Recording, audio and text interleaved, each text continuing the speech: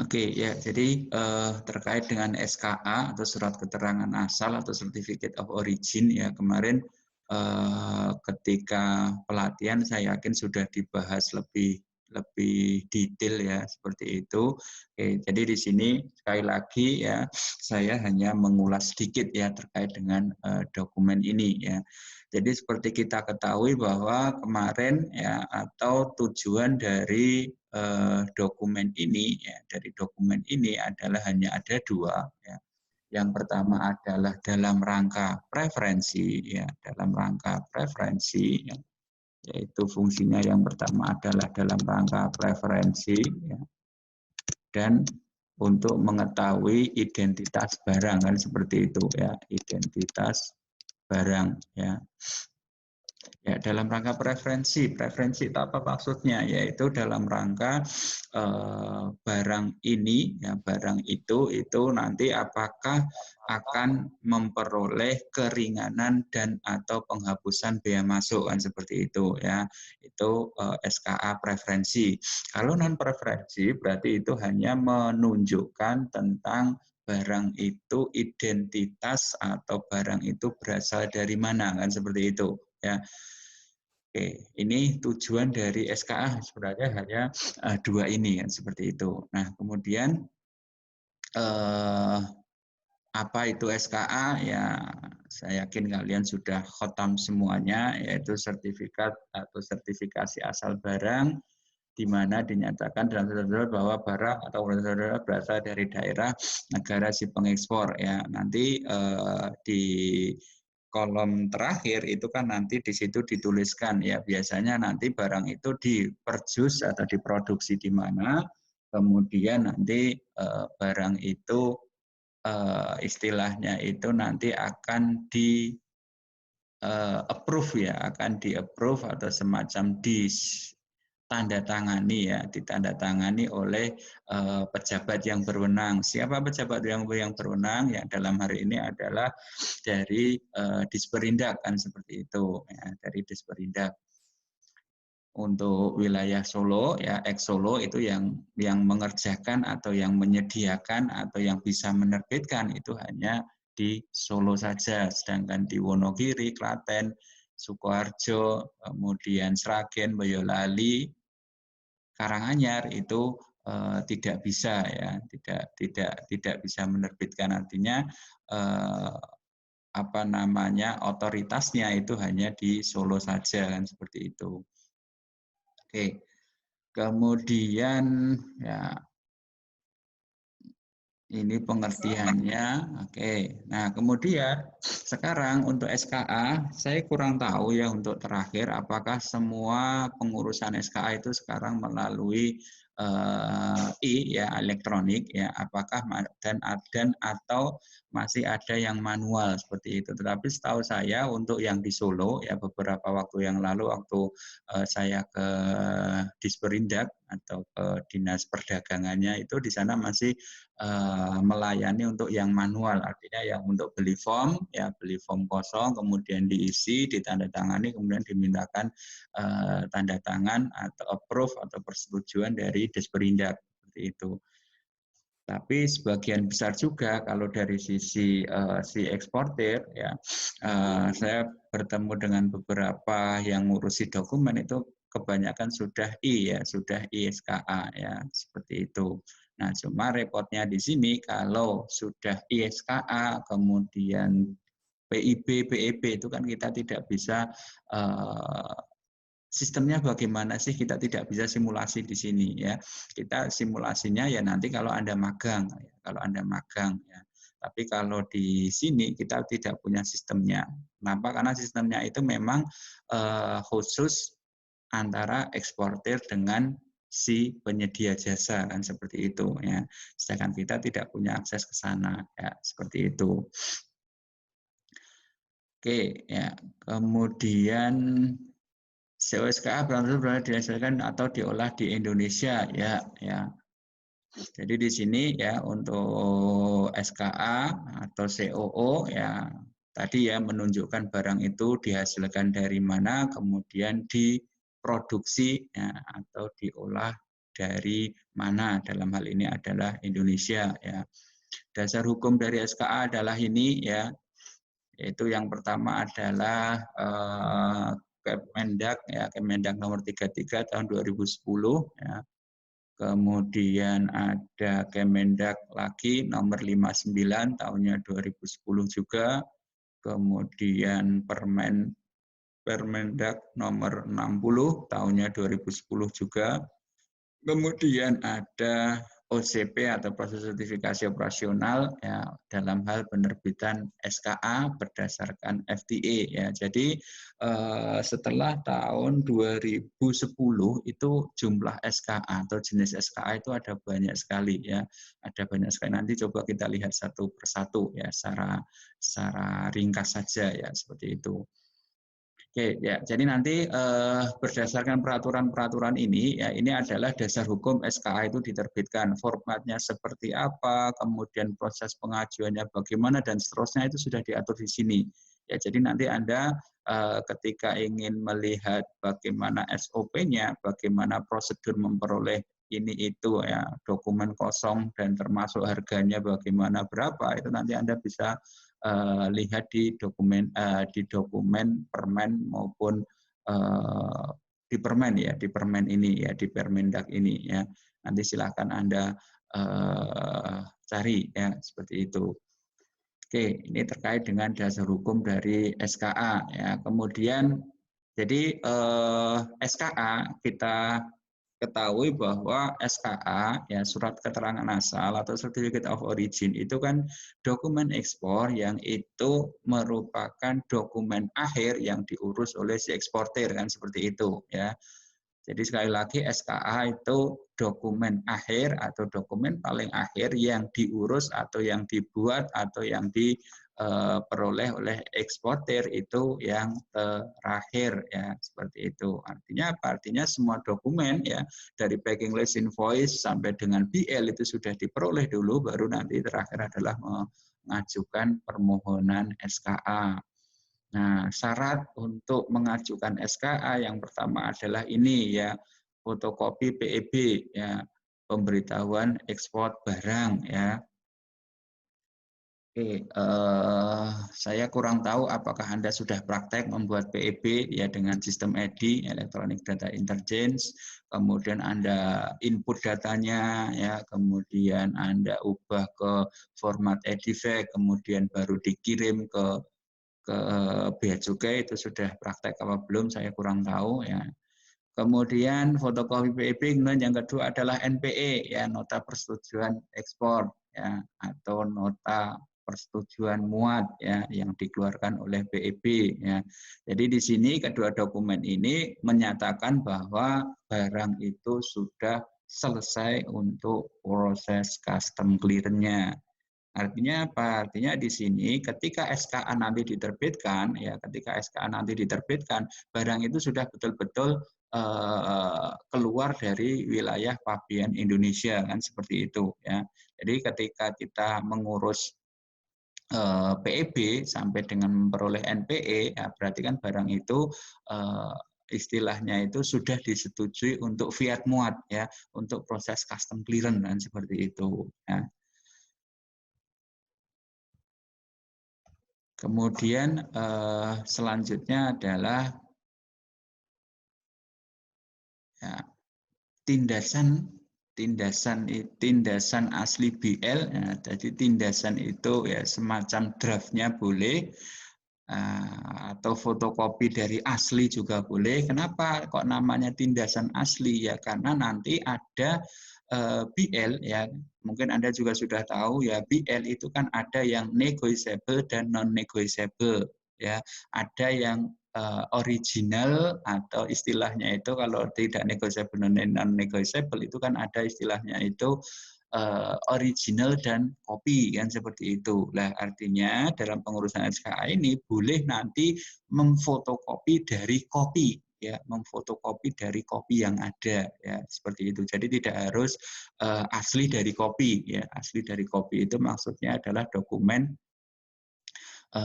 BL ya, dokumen BL yang sifatnya itu non negotiable tetapi yang langsung dikeluarkan oleh maskapai atau shipping company ya, seperti itu.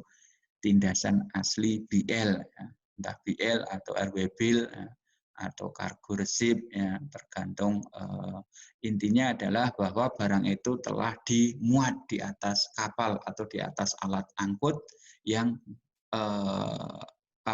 transportasi itu, muatannya itu nanti adalah keluar dari wilayah pabean suatu negara atau dalam hal ini Indonesia ya, seperti itu ya.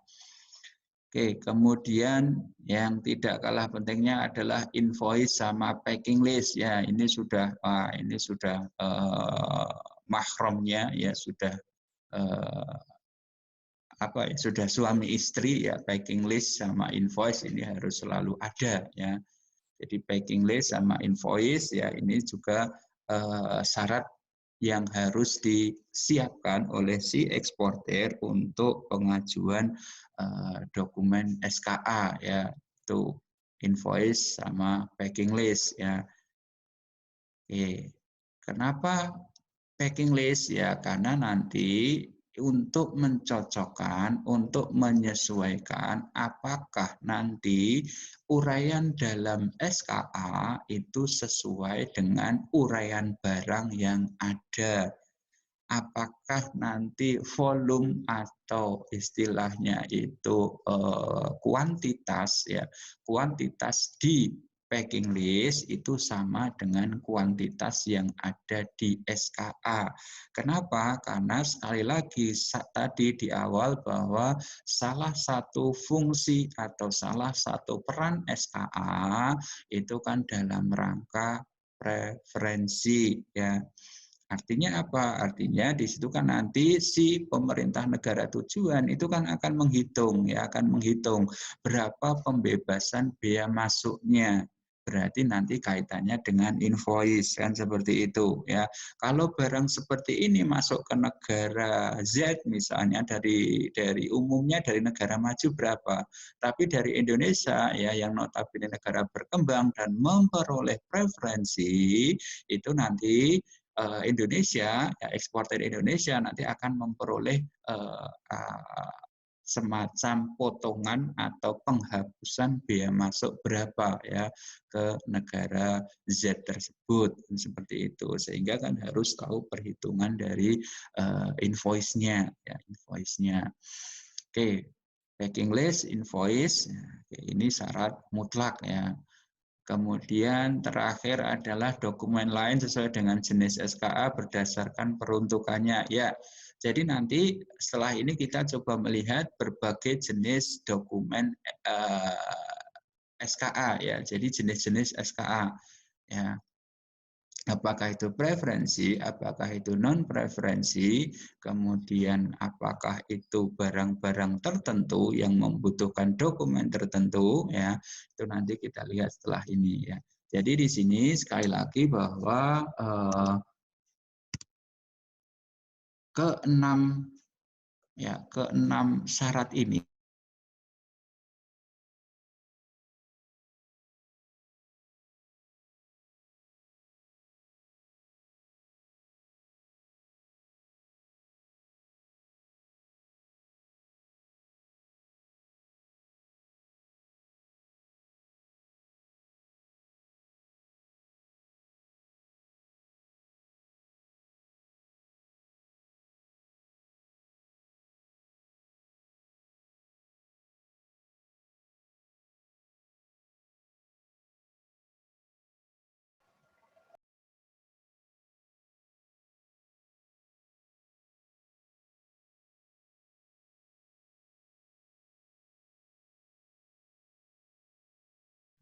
Maaf Pak, mic-nya mati Pak.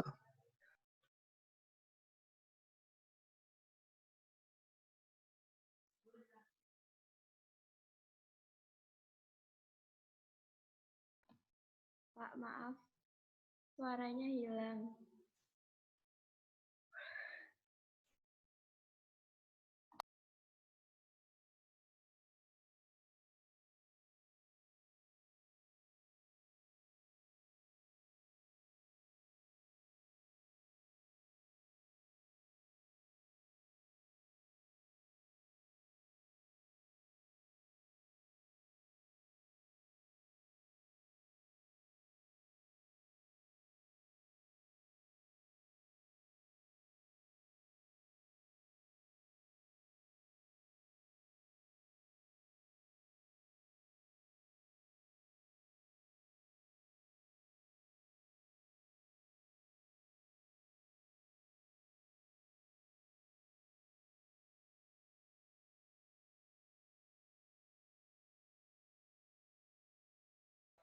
Permisi Pak Ana.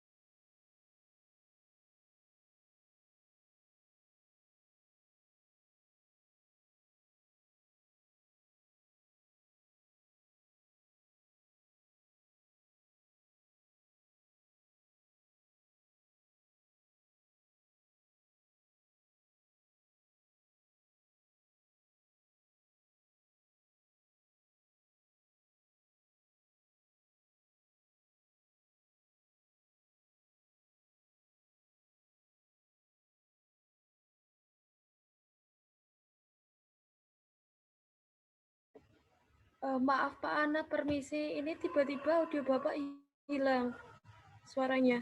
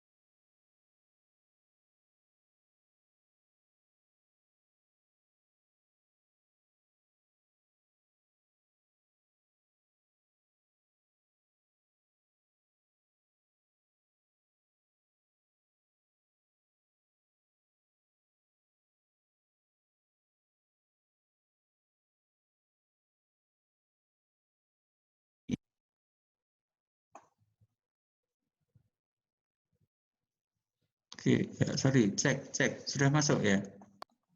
Sudah Pak. Sudah, Pak. Ya, Pak.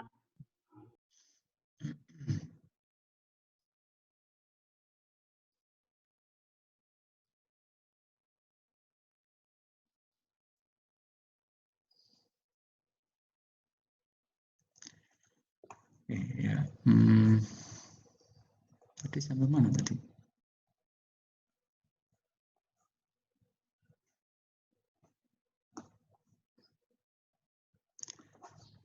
Oke, ya.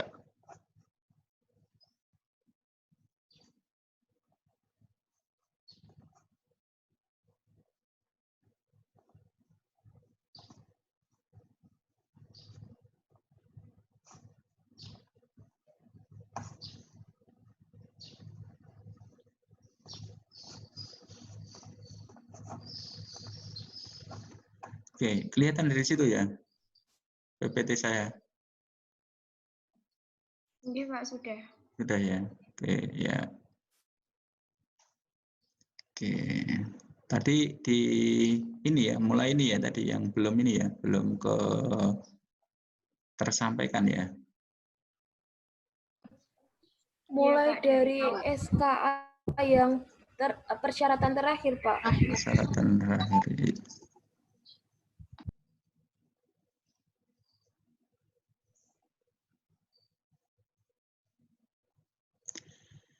Oke, ya. Bentar.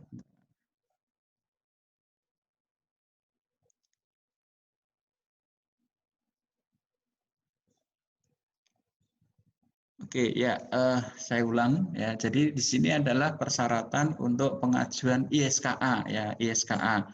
Jadi di sini memang si eksportir itu tinggal download ya, tinggal download aplikasi ISKA ya. Kemudian nanti kita diminta untuk mengisi ya atau mengupload berbagai dokumen ini. Ya, kemudian nanti akan di-approve oleh apa namanya jaringan dari Kemendak ya untuk memperoleh apa ya semacam nomor aktivasi ya, aktivasi dari sana seperti itu. Oke ya, jadi di sini ya ini adalah persyaratan untuk apa namanya pengajuan ISKA ya, pengajuan ISKA. Terus apakah ini nanti setiap mau mengajukan ISKA harus ini Pak mengupload ini enggak? Jadi ini hanya untuk regisnya saja. Jadi untuk pertama kali ya. Tujuannya apa? Agar nanti kita memperoleh nomor SKA, nomor office-nya ya, semacam nomor office atau nomor eksportir dari Disperindak atau dari Kemendak seperti itu ya. Jadi di sini ya mulai dari akte pendirian perusahaan, kemudian ada SIUP, TDP, NPWP, dan seterusnya sampai dengan cost structure per unit ya. Jadi cost structure per unit di sini sekali lagi ya, ini ada hubungannya dengan tadi dokumen sebelumnya yaitu packing list. Untuk apa? Ya ini untuk melihat ya. Kenapa? Karena nanti di SKA, di form-form tertentu atau di jenis tertentu, SKA itu nanti mensyaratkan bahwa nanti local content misalnya itu minimal sekian persen. Artinya apa? Artinya bahwa barang yang diekspor dari Indonesia, yang diekspor Indonesia itu harus minimal itu ada kandungan lokalnya, minta bahan bakunya, ya ada bahan baku lokal, bahan baku yang berasal dari Indonesia itu minimal sekian persen, ya misalnya seperti itu, ya. Sehingga di situ harus dituliskan bagaimana struktur biaya per unit dari barang itu. Kemudian yang kedua adalah nanti kaitannya tadi dengan bea masuk. Ya, kenapa? Karena nanti tidak semua barang ekspor itu SKA-nya preferensi. Tidak semua barang ekspor ya, tidak semua barang ekspor yang memperoleh SKA preferensi itu tidak semuanya penghapusan, tetapi hanya pengurangan biaya masuk juga bisa. Nah, sehingga harus dicantumkan bagaimana struktur biaya, berapa biaya produksi dan seterusnya dari barang itu, ya, dari barang itu. Oke, kemudian izin usaha ya otomatis API angka pengenal impor ya kalau itu untuk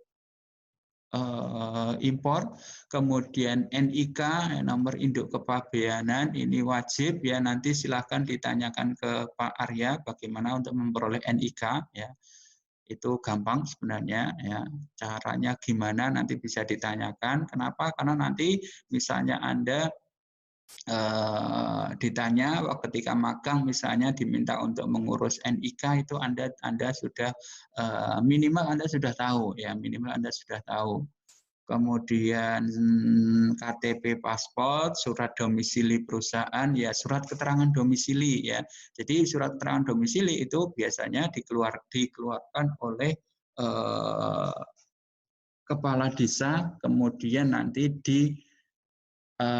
apa ya, semacam disetujui oleh dari kecamatan ya, seperti itu. Jadi Surat keterangan domisili itu nanti setelah akta pendirian perusahaan, kemudian sambil mengurus, biasanya mengurus ini apa namanya, surat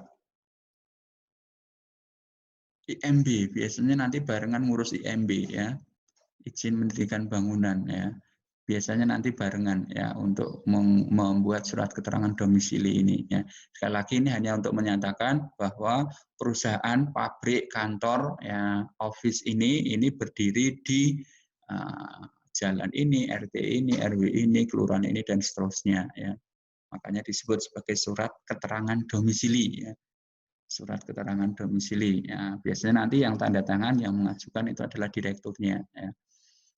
Itu ya, ini adalah syarat untuk mendaftar, syarat untuk mendaftar dalam rangka memperoleh akses ISKA ya, akses ISKA. Ya, kalau formnya seperti apa yang ISKA, kelihatannya Pak Arya punya, coba nanti ditanyakan ya untuk yang form ISKA. Kalau yang manual, ya, kalau yang manual nanti silahkan Anda cari sendiri ya.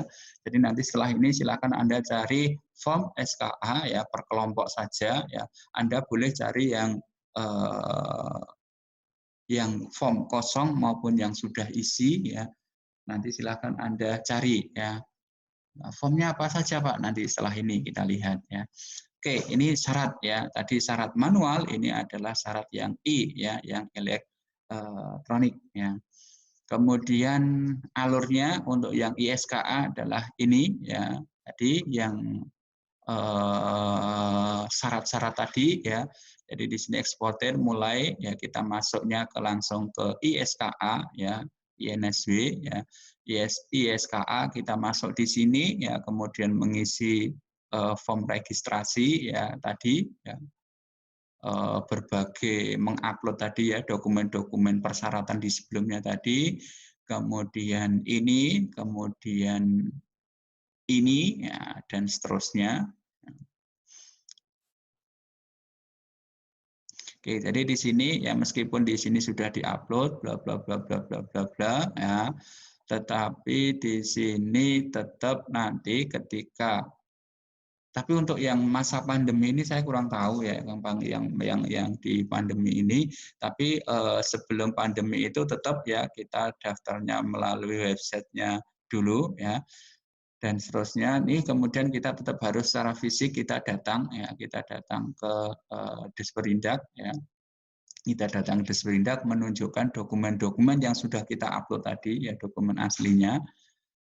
Kemudian nanti dokumen nanti akan dicek oleh Disperindak, biasanya oleh Kassidaglu ya, Kasih Perdagangan Luar Negeri. Oke, kemudian nanti ya kalau setuju maka nih ya tahapnya, kalau tidak setuju maka nanti biasanya nih dokumenmu ini kurang, ini belum bisa ditunjukkan, ini itu dan seterusnya seperti itu.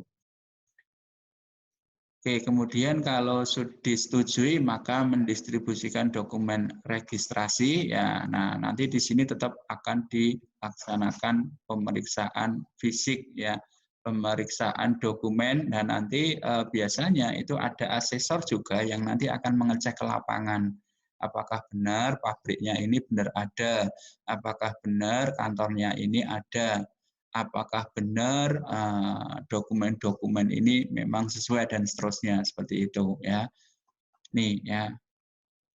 Oke, kalau sudah oke, pemeriksaan dokumen ini oke ya, tapi biasanya kalau ke lapangan itu ya biasanya kan di sini itu sudah ada semacam apa ya, semacam rekom sehingga biasanya nanti dokumen itu ketika asli itu sudah komplit itu biasanya sudah langsung disetujui. Nah, kemudian baru nanti memperoleh aktivasi untuk akses ke ISKA tadi ya. Itu ya. Itu syarat ketika nanti kita akan mengajukan atau kita memperoleh akses untuk pengurusan SKA yang elektronik ya, seperti itu. Oke, kalau yang manual itu ya seperti ini ya, yang manual adalah seperti ini ya, kita eksportir ya. Jadi kalau Anda ingin melihat bagaimana aktivitas apa namanya pembelian alur coro tukune form SKA itu adalah Anda datang aja ke Disperindak ya, ke Disperindak Solo ya, yang apa namanya sekarang gedungnya itu jadi satu dengan kantor wali kota ya, di belakangnya itu ya, di samping Satpol PP, gedung Satpol PP ya, di lantai 3 ya, di Solo itu di lantai 3 yang menghadap ke utara ya. Di situ dinas perdagangan sama dinas perindustrian jadi satu ya. Untuk yang perdagangan yang ngurusi SKA ini itu di lantai 3 ya, di lantai 3 di gedung belakang ya, belakangnya kantornya atau gedungnya Pak Walkot ya itu. Jadi Anda, nah yang rumahnya Solo misalnya Anda ingin belajar, Anda ingin melihat itu caranya proses CP, Anda datang ke situ. Pasti di situ ada eksportir yang beli di situ. Anda tanya sama mamas-mamasnya itu ya, biasanya yang ngurusin mamas-mamas bukan mbak-mbak ya itu. Ya, Anda bisa tanyakan di situ, Mas ngurus apa Mas? Nah, ini tuku dokumen iki yo. Toko SKA dan seterusnya. Regane piro ta Mas? Mbak aku tak lihat di foto dan seterusnya bisa ya itu. Tapi kalau kita nanti Anda datang ke Disperindak kemudian Anda beli dokumen nanti nggak boleh. Kenapa? Karena kita bukan badan usaha. Ya, kita bukan eksportir. Nanti permasalahannya gitu. Ya, permasalahannya gitu. Sehingga ya caranya adalah ya kita melalui pihak ketiga ya, nanti kita tanya mamas-mamas yang ada di situ ya, yang pasti di situ ngurusi SKA ya, ngurusi SKA ya. Tuh ya, jadi ketika kita seorang eksportir ya, maka kita langsung ke Disperindak, kita ke loket ya, kemudian kita biasanya kalau kita wes kulino, kita sudah sering itu tanpa surat permohonan ini ya, tanpa surat ini ya. Tapi karena nanti misalnya Anda magang diminta untuk beli form atau untuk ngurus dokumen ini ya.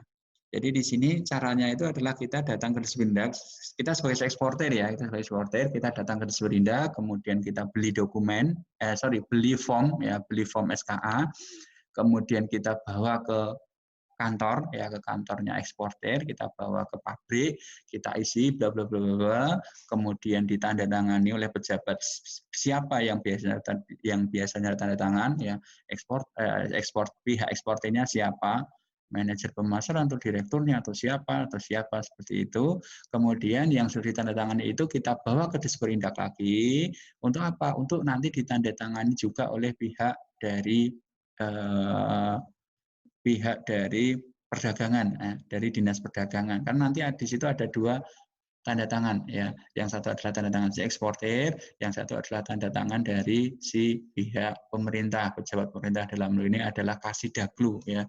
Kasih-Daglu dari Disperindak ya, seperti itu. Oke ya, ini alurnya lebih kurangnya adalah seperti ini ya, surat permohonan, fotokopi KTP, NPWP dan atau ini biasanya dan ya. Tapi biasanya hanya PEB sih, ya hanya PEB. Itu sekali lagi ini untuk ini ya, untuk yang sudah sering ya, yang sudah sering, yang sudah kulino lah istilahnya. Biasanya ini si EMKL ya, yang sering ini. Ya, kenapa MKL ya? Karena kan dia ngurusi banyak pengiriman ya, banyak eksportir ya, sehingga dia akan sering datang ke Disperindak untuk ngurus atau untuk memperoleh dokumen ini ya, seperti itu. Oke, kemudian nanti ya biasalah administratif ya, didata form pembeliannya, kemudian setuju ya sudah ya, silahkan dibayar kan seperti itu ya. Kalau dulu untuk satu dokumen yang preferensi itu formnya itu ya kurang lebih 7.000 ya, 7.000. Tapi kalau sekarang saya nggak tahu ya, 7.000 rupiah ya. Biasanya itu. Tapi kalau sekarang saya kurang ini ya, kurang paham.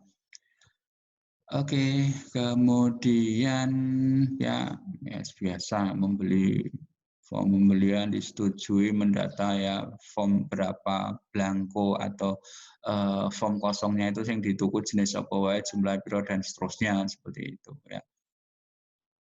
Kemudian di sini ya di sini tidak ada nih ya, tidak ada alur untuk pembayaran, nggak ada. Memang sebenarnya itu gratis untuk form-formnya. Ya, tapi kan sampai di arus bawah ya kita tahu sendiri kan, ya. Kita tahu sendiri ya. Itu ya. Oke, ya ini untuk yang manual ya, untuk yang manual. Kemudian ya IPSKA, jadi ini adalah institusi atau instansi yang sudah siap untuk ISKA ya, yang sudah siap untuk ISKA ya, di mana saja kita nggak perlu ngurus ini ya, kita nggak perlu ngurus tempatnya. Nah, sekarang kita ke jenis preferensi atau jenis COO yang ada di negara kita ya. Nah, yang ada di negara kita nih ya, tadi yang saya sampaikan yaitu di sini ada form A, ada form ANZ, ada form I, ada form IG, ada form dan seterusnya ya, sampai form handicraft batik, handicraft batik, kemudian ada handicraft barang ya, artinya yang non batik ya, yang handicraft non batik. Kemudian ada handicraft products, product. Kemudian ada ICC, ada IJPA, ada IP, ada AC, ada form B, ada form TP. Nah, ini ada 19 jenis ternyata. Nah, cuma di sini tidak, tadi yang saya sampaikan, tidak semuanya preferensi ya. Tidak semuanya dokumen SKA ini memberikan keringanan dan atau pembebasan biaya masuk. Jadi SKA dalam rangka untuk memperoleh keringanan dan atau pembebasan biaya masuk itu adalah yang masuk ke grup preferensi ini ya, preference ya. Ini yang nanti dokumen ini, dokumen SKA ini maksudnya itu tujuannya adalah untuk memperoleh keringanan dan atau penghapusan biaya masuk ya, seperti itu. Sedangkan untuk yang non preferensi ya, jadi di sini mulai yang 15 sampai 19 itu yang non preferensi. Jadi di situ hanya menunjukkan asal barang saja ya, hanya menunjukkan asal barang saja ya. Jadi kalau dulu yang paling sering itu kan yang form B ya, yang form B. Oke. Itu ya, ini adalah jenis-jenis dari SKA. Nanti kalau Anda magang, kalau nggak magang ya, kalau Anda nanti masuk ke Sritek, SKA pasti ditanya, ya, pasti ditanya, ya. Ya, sama Pak Agung pasti nanti ditanya ketika nanti ada lowongan, ya biasanya dari Sritek itu kan menghubungi kami, ya Pak saya minta lulusan nih dari perdagangan, ya dari perdagangan 5 orang, ya biasanya seperti itu. Ya. Hampir tiap tahun itu biasanya ya 5 sampai 7 orang ya. Dan SKA itu pasti nanti ditanyakan ya.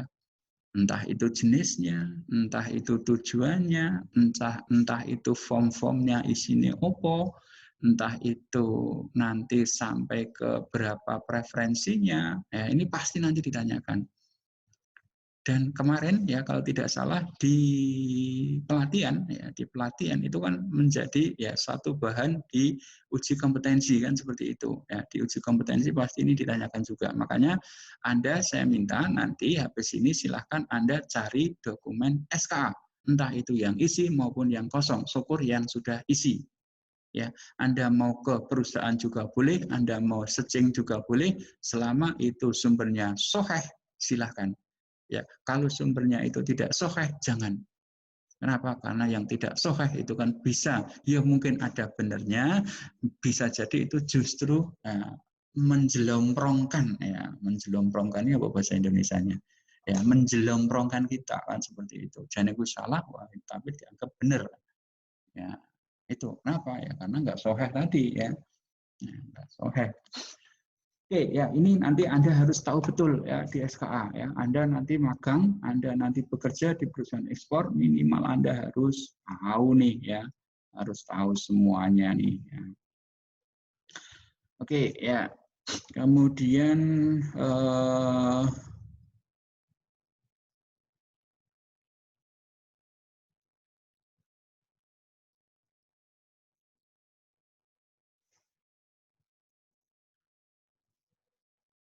Oke, dari situ Excel saya kelihatan? Dari tempat Anda Excel kelihatan ya? Kelihatan, Pak. Oke, ya. Ya, nih ya ini tadi yang saya sampaikan ya jenis SKA ya jenis SKA ya ini wabil nanti di sini sudah ada ketentuannya semua kok sudah ada ketentuannya semua. Nanti silahkan Anda cari tadi di peraturan tadi ya di peraturan dasar hukum tadi. Ya, jadi di sini misalnya ya untuk yang form GSTP preferensi ya Global System of Trade Preference Certificate of Origin. Jadi di sini nanti bahan baku penolong maksimal 50% dari FOB. Makanya kenapa tadi di dalam pengajuan tadi harus ada cost structure ya, harus ada struktur harga. Salah satu tujuannya ketentuannya adalah di sini ya. Jadi di sini ketika nanti ya form yang di syaratkan itu misalnya yang GSTP misalnya, berarti kan di sini bahwa bahan baku penolong maksimal 50% dari nilai FOB. Artinya apa? Artinya bahwa bahan baku penolong non-inti ya, non-inti ya atau yang dari impor itu maksimal 50% value-nya dari nilai FOB. Ya. Bahan baku boleh kurang dari 60% dari anggota GSTP. Nah, tetapi bahan baku penolong tidak boleh kurang dari 60% dari anggota GSTP ya. Kalau anggota GSTP ya itu tidak boleh kurang dari 60% bahan baku penolongnya ya. Bahan penolongnya ya. Bukan bahan bakunya ya, bahan penolong ya, bahan penolong sekali lagi. Berarti di sini nanti kalau misalnya konten lokal ya atau kandungan lokalnya lokal kontennya itu 80% boleh enggak Pak? Ya boleh ya. Kenapa? Karena kan di sini dari anggota. Oke, itu ya. Kemudian ada form handicraft goods certificate of handicraft goods, handicraft GSP. Nah, ini khusus untuk HS code ini misalnya. Ya, nanti ada ketentuan-ketentuannya itu ya. Kemudian ada ICC Industrial Craft Certification. Nah, preferensi juga. Apa ketentuan intinya? Ketentuan intinya adalah yang ini, handmade, 90% serat alam, kemudian duty free, kemudian wool atau kapas ini ya. Ini ketentuan dasarnya ya. Nanti yang lain nanti silakan Anda cari berdasarkan tadi ya peraturan tadi. Nah, kemudian ya yang tidak kalah pentingnya, yang paling enggak Anda harus tahu adalah nih ya, dokumen-dokumen SKA itu ya, dokumen-dokumen SKA itu ya itu dari masing-masing bentuk itu nanti negara tujuannya mana, itu Anda harus tahu ya. Jadi yang paling sering itu adalah form ABCD ya. Form A, B, C, D, E, tapi yang B itu kan tadi yang non preferensi ya. Yang B itu kan tadi yang non preferensi, tapi paling enggak Anda juga harus tahu itu yang negaranya paling banyak kalau nggak salah. Ya, jadi kemudian form tunggal ya, form tunggal itu yang form A, B, A. Kalau yang C itu sekarang sudah diganti ya dalam rangka ASEAN Cina ya, dalam rangka ASEAN Cina. Oke, jadi yang paling sering adalah untuk yang form A, form B, form D, E, kemudian form dalam rangka ASEAN Agreement ya, AA, NZ, kemudian ASEAN India, kemudian ASEAN China ya, dalam rangka ASEAN Agreement ya, dalam rangka ASEAN Agreement ya. Nah, dalam rangka FTA ASEAN lah, itu nanti yang paling sering digunakan. Kenapa? Karena ekspor kita itu kan paling sering kita itu kan ke ASEAN ya. Paling banyak ya, bukan paling sering, paling banyak. Jadi di sini ada form A, form ANZ berarti dalam rangka ANZ ya ASEAN, Australia, New Zealand FTA. Kemudian form AI berarti India, ASEAN India, form AK berarti ASEAN Korea. Kemudian form D itu negara-negara maju, kemudian form E kemudian form GSTP, ya anggota-anggota dari GSTP yang ada di sini, ya. Ini dalam rangka GSTP. Kemudian form handicraft batik, wabil khusus untuk JP, ya Japan. Oke, jadi ini kode-kode nanti yang akan diisikan ketika kita mengakses yang ISKA tadi, ya, yang ISKA. Kemudian handicraft good berarti khusus ke Kanada. Kemudian untuk handicraft produk ini khusus untuk negara-negara ini, ya, negara-negara ini. Kemudian yang form ICC, form IJPA, form khusus dengan Pakistan, kemudian form AJ, ya form AJ itu dalam rangka ASEAN Japan, ya ASEAN Japan FTA. Sebenarnya ini ya ini masih tumpuk undung dengan yang IJPA tadi sih sebenarnya. Cuma untuk yang form AJ di sini kan pemberlakuannya untuk ASEAN, ya untuk ASEAN. Kalau yang IJPA itu kan hanya Jepang, Indonesia, ya. Kemudian anekso 3, kemudian form B, ya, form B.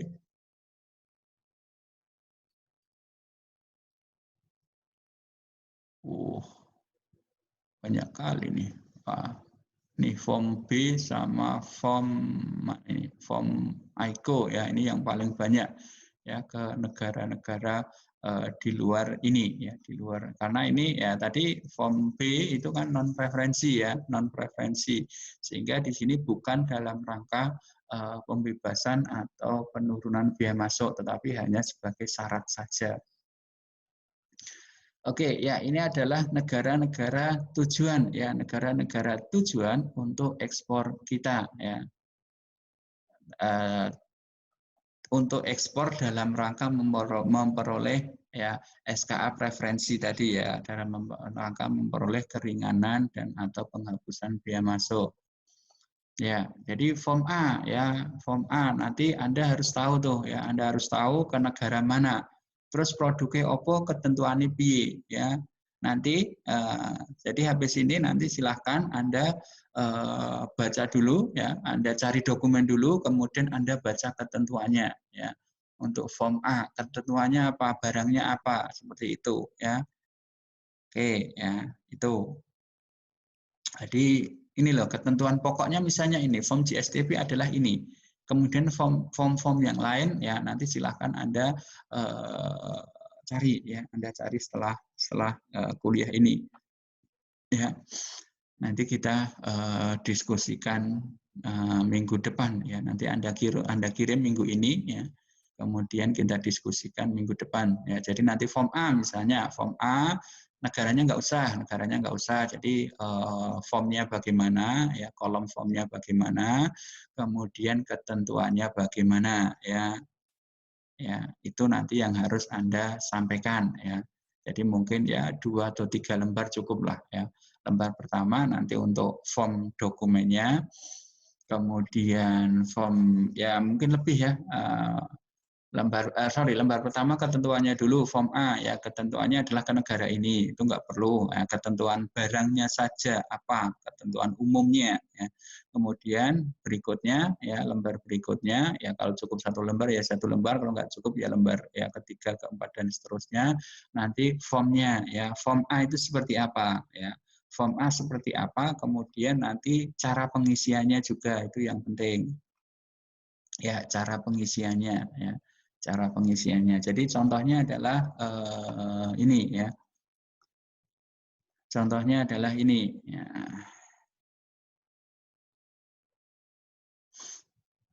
Contohnya adalah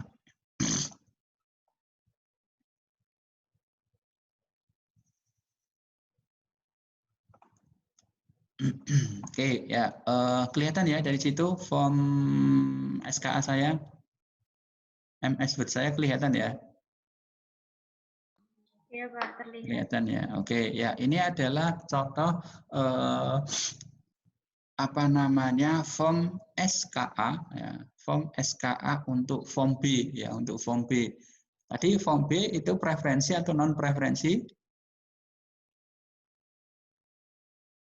Form B tadi untuk preferensi apa non preferensi? Non preferensi, Pak. Non preferensi. Oke, ya sip Mas Farel. Oke, ya. Jadi ini adalah kolom-kolom yang ada, yang harus ada, yang harus diisi ya, yang ada dan harus diisi oleh eksportir ya. Jadi sekali lagi ini ya, form ini yang ngisi itu adalah si eksportir, yaitu dalam hal ini adalah PT Danliris. Seingisi PT Danliris. Tetapi tadi karena ini manual, maka PT Danliris itu ke Disperindak dulu ya, beli form kosong ya. Form kosong ini ya, form B ya, berapa lembar sesuai dengan kebutuhan. Ya, form kosong ini dibeli ya. Oke, kemudian dibawa ke Disperindak, beli form kosong, kemudian dibawa pulang ya, dibawa pulang ke Danliris. Dibawa pulang Danliris, kemudian diisi ya, diisi ini, diketik ini ya. Ya, diketik ini, diisi, nah, diketik ini, diisi, diketik dulu, diisi dulu, diketik, diisi dengan diketik ya, diisi dengan diketik ya, kemudian di print ya, dicetak, kemudian form ini ya, yang sudah diisi, yang sudah dicetak ini kita bawa lagi ya, dibawa lagi ke Disperindak ya, untuk apa? Ya ini, ya, sing paling kanggo adalah ini loh, tanda tangannya ini sama stempelnya ini. Ya. Tanda tangan ini sama stempel ini. Wah, lo kok udah ke Disperindak 2 kali, Pak? Apa nggak bisa sekali? Ya memang ininya seperti itu, aturannya seperti itu. Ya. Atau biasanya sekelas Danliris itu belinya wis banyak sih biasanya. Kenapa? Karena eksporternya kan wis jelas ya. Karena kan sudah ini ya, karena saking banyaknya intensitas ekspor ya.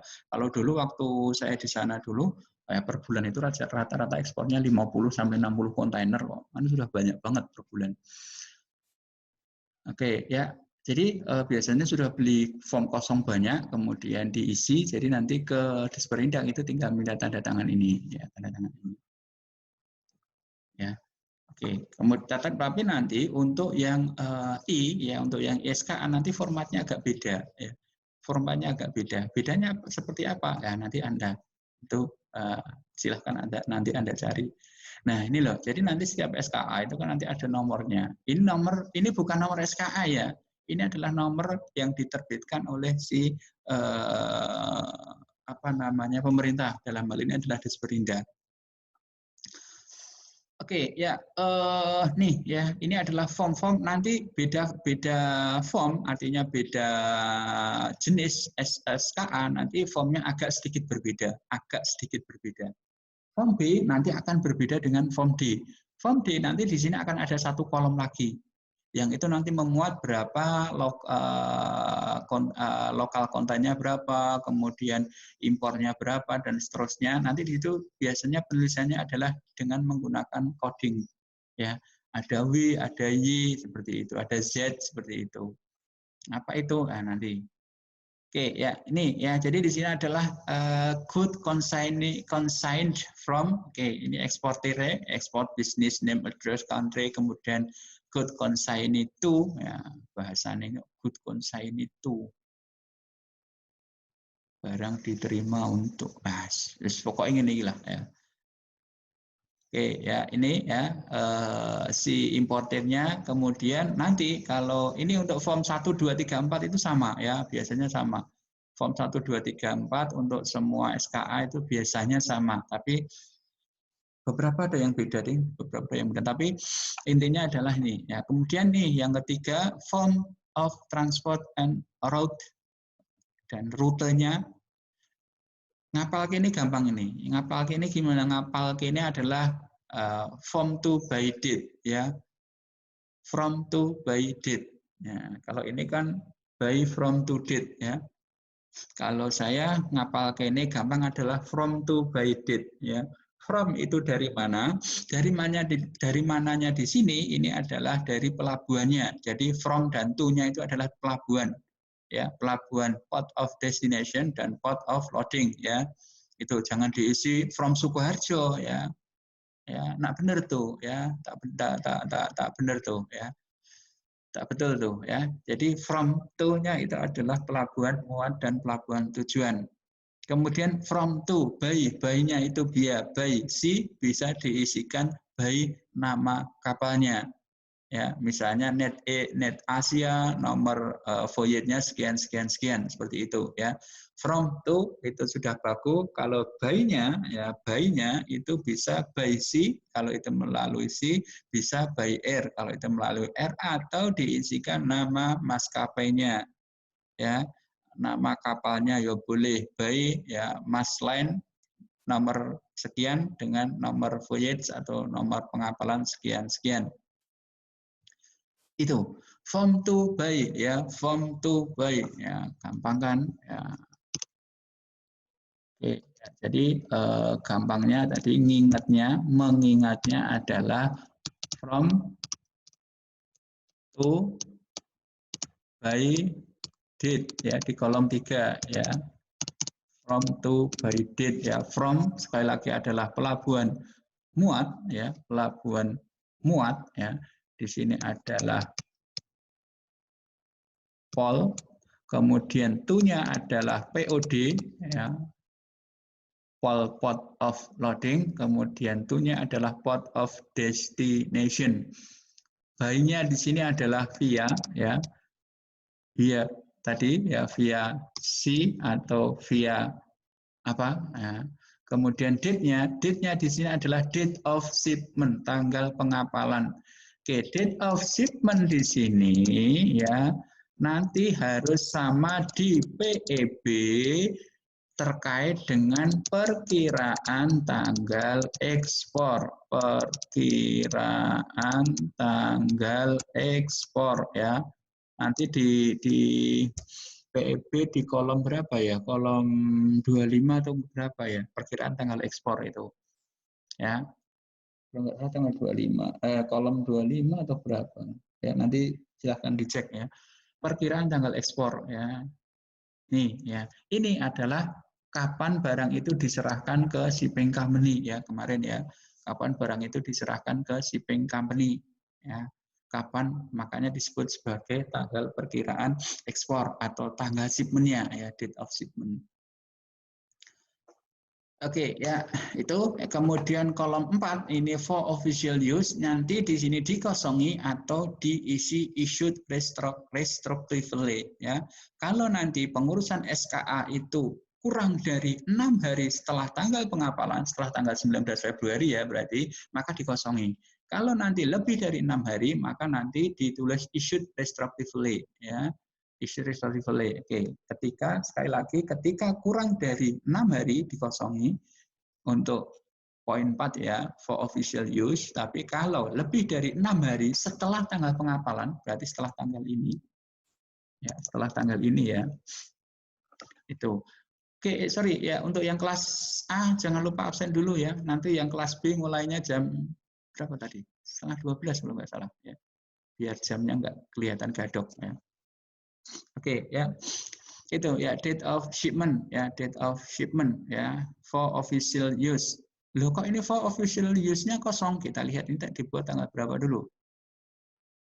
Tanggal 23, ini tanggal 19, berarti hanya 4 hari, kurang dari 6 hari kan. Nah, sehingga untuk yang kolom ini kan kosong ya, ini kan kosong ya. Kenapa? Ya karena kurang dari 6 hari. Ini tanggal 19, kemudian di sini SKA ini diurusnya, asumsinya ini kan diurusnya tanggal 23 Februari. 19 ke 23 berarti kan hanya 4 hari ya. Sehingga di situ tetap dikosongi. Ya, kemudian kolom 5, 6 item numbers, mark and number of package ya, number of package itu nanti biasanya nomor kontainernya ya. Cuma di sini untuk nomor kontainernya ada ya. Jumlah kontainernya, sorry, jumlah kontainernya. As will they begin contract number 24,553 kilograms. Nggak ada ya. Biasanya di sini mark and number of package ya. markup number of package di sini adalah ditulisnya adalah shipping mark-nya, atau nanti biasanya ditulis apa namanya si nomor kontainernya ya. Nomor kontainer plus seal-nya ya, plus seal. Oke ya, jadi ini ada kesatuan dari kasus-kasus kita sebelumnya ya, ini satu kesatuan biar mempermudah kita ya. Ini ya, IMP ini adalah kemarin ya shipping mark atau code ya yang harus ada di setiap packing kan, seperti itu. Oke, kemudian number and kind package description of good adalah ini adalah uraian barang ya. Kita lihat di sini selain invoice tidak ada nominal harga ya. Sekali lagi yang perlu diingat, selain invoice tidak ada nominal harga ya. Yang ada ya hanya terkait dengan ya barangnya, ya, terkait dengan barangnya. Gitu ya. Kemudian berikutnya adalah nih ya, CFL Charleston bla bla bla bla sama first label made in Indonesia sama CWT as per applicant kontrak ya. Ini kan kemarin kan ya kan, masih ingat kan?